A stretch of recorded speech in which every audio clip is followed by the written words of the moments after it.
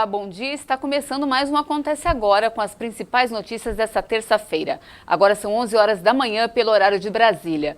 Vamos aos destaques de hoje? Faltam menos de 20 dias para as eleições e o eleitor que não fez o cadastramento biométrico deve ficar atento. Você pode ter seu título cancelado. No Brasil, esse tipo de identificação começou a ser usada nas eleições municipais de 2008 e hoje se tornou um instrumento de segurança indispensável.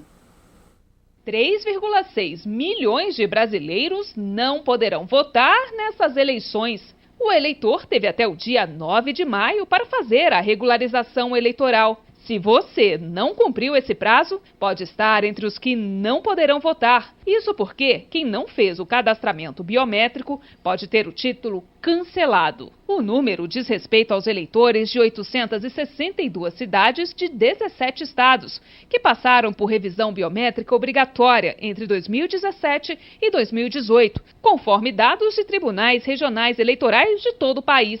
A Bahia foi o estado com maior número de eleitores que faltaram o cadastramento biométrico. Mais de 710 mil títulos foram cancelados. Em seguida, vem o Paraná, São Paulo, Pará e Minas Gerais.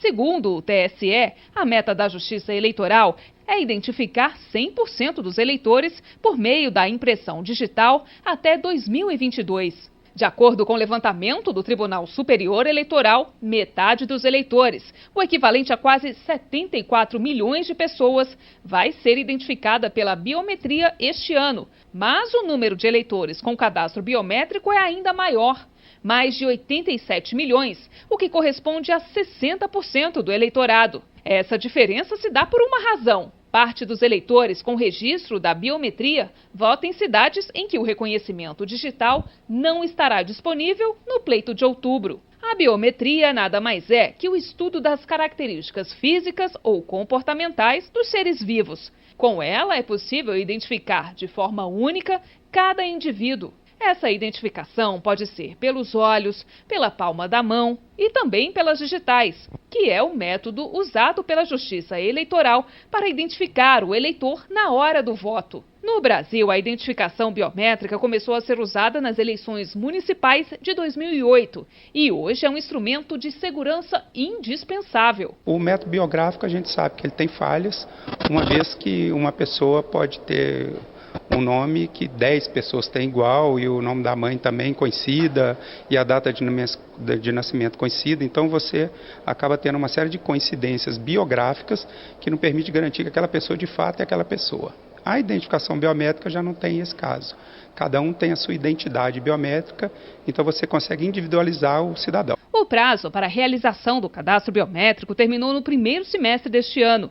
Durante o registro, foram coletados dados de todos os dedos das mãos, foi tirada uma fotografia do eleitor e ainda cadastrada a assinatura digital de cada um. Quando a gente está falando de uma revisão do eleitorado, em que o juiz eleitoral, o corregedor, estabeleceu a necessidade de que todo eleitor daquela região compareça ao cartório eleitoral e estabeleceu um prazo para que isso ocorra, aqueles que não comparecerem têm o seu título colocado como irregular e vai ser cancelado até que ele retorne ao cartório eleitoral e se apresente. Então, se ele não fez isso, ele não vai conseguir votar.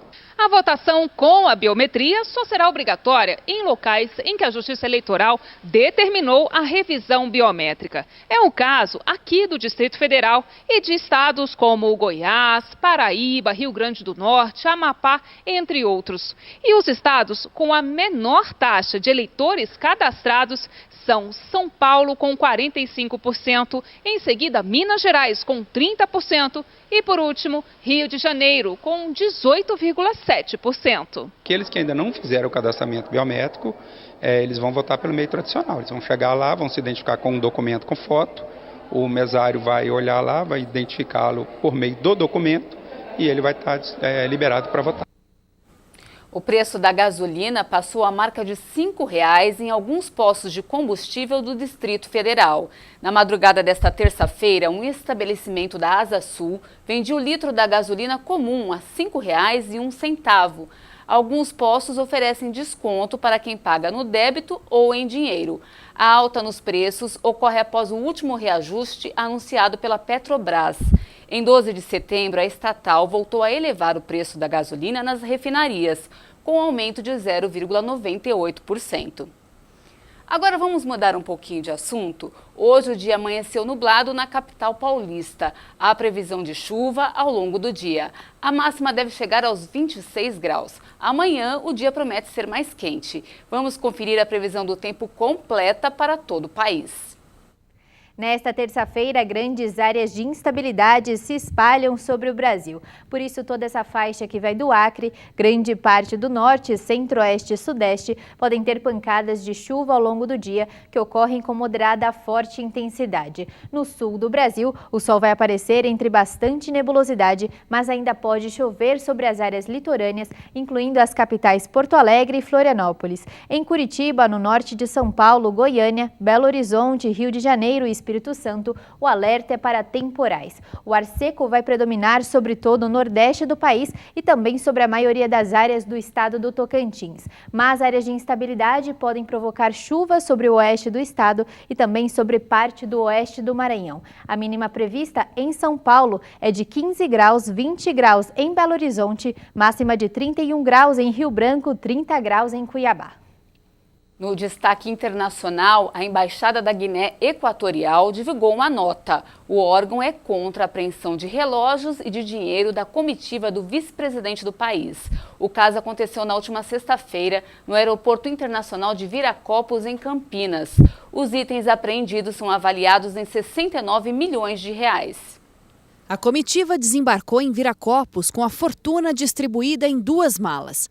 Foram apreendidos $1.400.000, R$55.000 e 20 relógios de luxo. Um deles, cravejado de diamantes, avaliado em mais de 10 milhões de reais. Esse conteúdo não foi declarado à Receita Federal, por isso foi apreendido. A ação motivou um protesto da Embaixada da Guiné Equatorial. O corpo diplomático disse que houve uma violação grosseira da prática diplomática internacional e prometeu levar o caso às instâncias adequadas para reparar a situação. A embaixada diz que a viagem do vice-presidente foi informada ao Ministério das Relações Exteriores do Brasil e teve a devida autorização. Nesse caso, toda a bagagem estaria protegida e não poderia ter sido inspecionada. Teodoro Obiang Mang teria vindo ao Brasil para um tratamento médico e depois seguiria para Singapura. Para as autoridades do país africano, a comitiva foi vítima do desacerto de autoridades políticas brasileiras e atribuiu a confusão ao período de campanha eleitoral. A fortuna apreendida poderá ter 2 destinos. O dinheiro encaminhado ao Banco Central e as joias e relógios poderão ir a leilão. A defesa do vice-presidente poderá contestar a ação em um prazo de 20 dias. No ano passado, Teodoro Obiang foi condenado a 3 anos de prisão na França por lavagem de dinheiro de corrupção com aquisição de imóveis.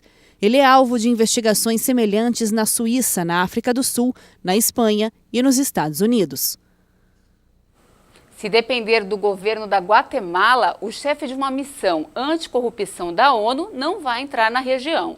A decisão vai contra uma determinação do Tribunal Constitucional do país. Guatemala, Jaime Morales desafiou nesta segunda-feira a determinação do Tribunal Constitucional, a mais alta corte do país, ao proibir a entrada do ex-juiz colombiano Iván Velásquez, chefe de uma missão anticorrupção da ONU.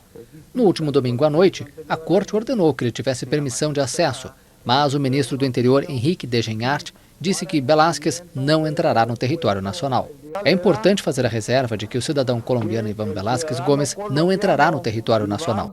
Iván Velásquez é o chefe da Comissão Internacional contra a Impunidade na Guatemala, órgão que desde sua fundação em 2007 tem sido fundamental para revelar casos de corrupção no país. Juntamente com a acusação, a comissão pediu 2 vezes para levantar a imunidade do presidente para investigá-lo por suspeita de corrupção em sua campanha de 2015. Eu fico por aqui, mais informações daqui a pouquinho na edição de 1 da tarde. Um ótimo dia para você, até mais!